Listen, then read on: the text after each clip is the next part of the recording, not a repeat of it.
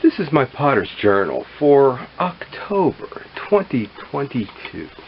I am Jeffrey Rogue Kohut. Okay, we're celebrating this week All Hallows Eve, Dia de los Muertos. In today's kiln opening, there will be some goons and freaks and goblins. Maybe not that intense, but still, let's see what's in the kiln today. It was fired up devilishly hot. I see foreheads sticking out. It's mugs or moons or jugs. Okay, more traditional face jugs.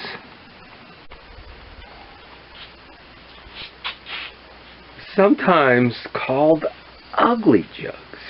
If you don't know, I'm the one in the middle.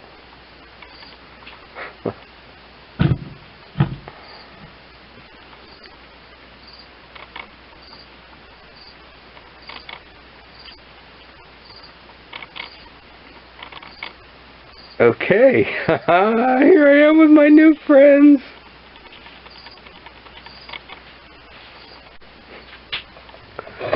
So many people do this. Mine are mostly inspired by the ones by Berlin Craig.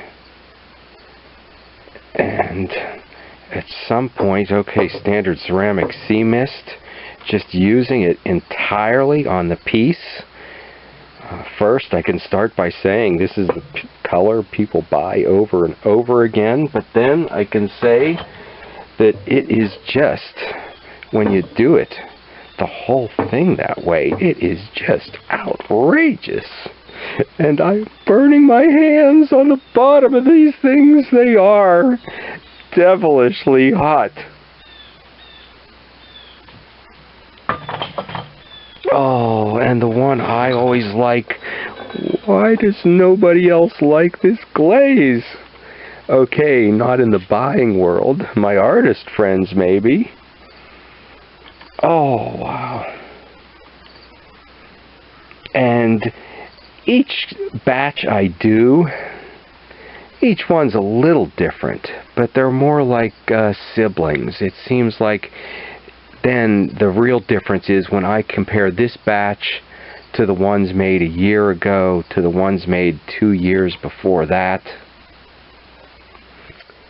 And there are so many other ways people do this, more exaggerated features and cartoon characterish.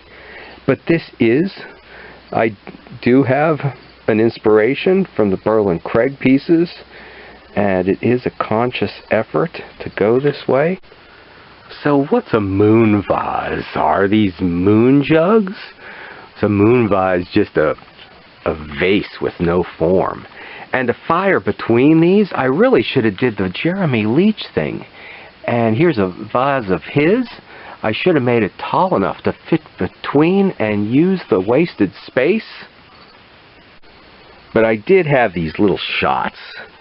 Something that we can put a wicked brew into, poured out of those jugs.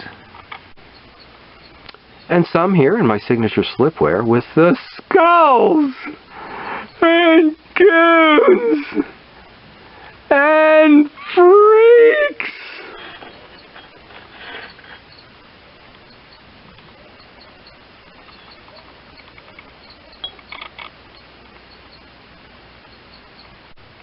I'm very happy now with this little kiln. Let's see what wicked things we can find now on this next shelf. And the mystery, what are they? Are they Dia de los Muertos skulls? Are they sugar skulls? Are they Edward Monk's The Scream skulls? Okay, I try to bring some human features into them. Such a fad in the 80s, the ducks, and the cherubs in the 90s, the sunflowers. So now it's the skulls. And you know, I'm going to start here on my slipware, the Pennsylvania slipware. traditional pattern. Some of them also, I've been doing the little plates. Some of them from the Pennsylvania Dutch or Amish hex signs could be. I'll have to look into that for a bit of magic here. But I've been doing the small plates, and I've been getting a fair amount from them. This is my first big one here. Oh, and I made it. It took a long time to be brave enough to do this. Okay, a lot of scratching. There was one day I was very tired. I couldn't get out of bed. So I laid down a sheet and got a box out. Okay, and scratched away. Some of it was planned. Some of it was worked out as I went along. This is a glaze I really like. Okay.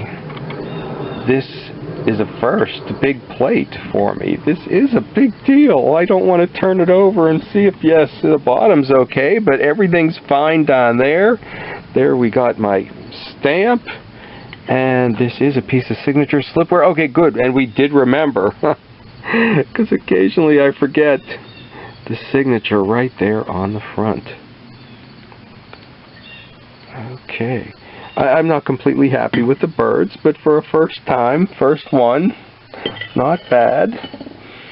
And these guys, okay, these guys from probably inspired by I think German paper mache pumpkins and Halloween masks from the probably early 20s, possibly, more or less.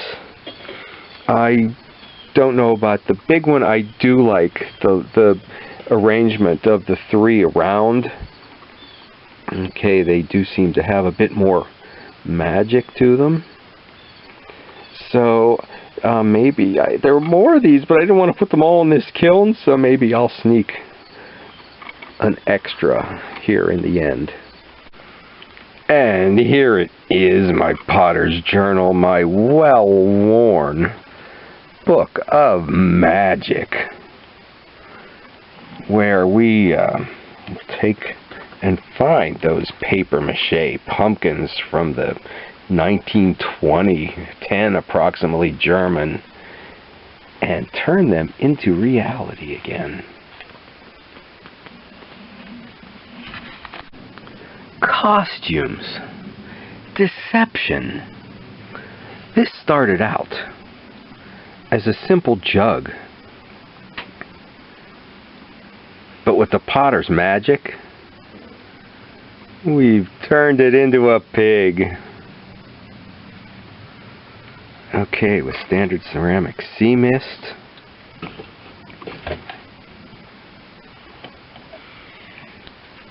And he's been turned into a pig. Not only a pig, but a historically accurate bank. There's no slot to get the money out. So he can contemplate whether he'll live a life of maybe only having to take somebody shaking it out of him, or live in fear for the day when somebody might say, I can't wait, I need it now. Live in fear of the hammer and becoming a smash bank.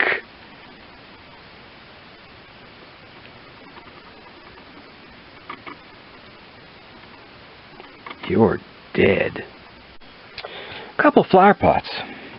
Nothing evil there. We'll plant these up with some lungwort, monk's hood, baby's breath, snake plant, devil's walking stick, St. John's wort, bug bane, all essential witch's brew plant.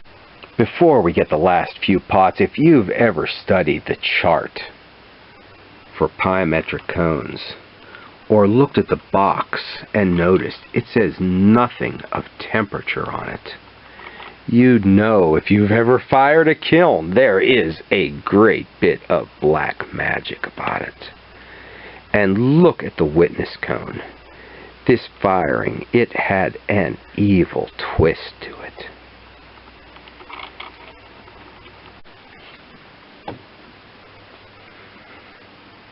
And I like the profile on this guy. I've done 2 videos in the past where I've shown how I do these guys. The update here is that I just poke the hole through for the eyes, close in the nose as opposed to a cork, so it is a real smash bank. I do make the opening a little bit larger so that you actually can, if you really work at it, shake the money out. And okay, here we've got him signature and branded.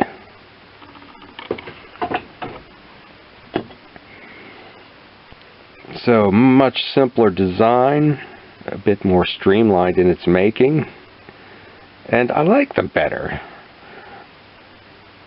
I can almost hear them squeal.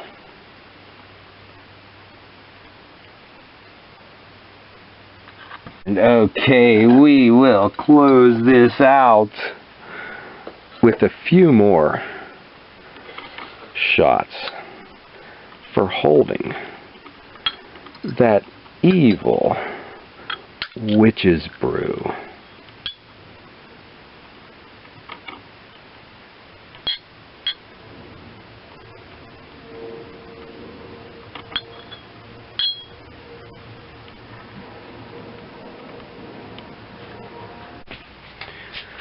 So stop back and see what devilment we can get up to in the studio next week.